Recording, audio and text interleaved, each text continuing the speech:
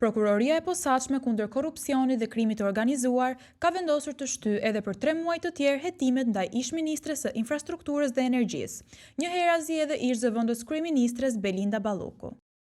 Vendimi vjen si rezultat i nevojës për thellimin e verifikimeve dhe kryerjen e veprimeve shtesë hetimore, në funksion të zbardhjes së plotë të çështjes.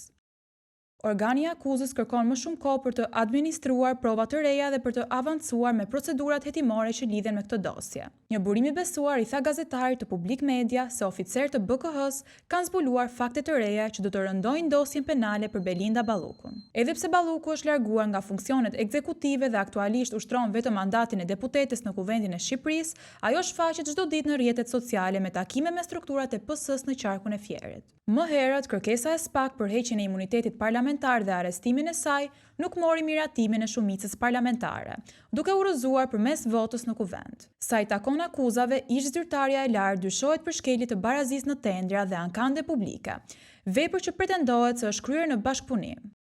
Hetimet lidhen konkretisht me procedurat për ndërtimin e tunelit të Llogaras, si edhe me tendra të tjerë, përfshirë projekte në Unazën e Madhe të Tiranës.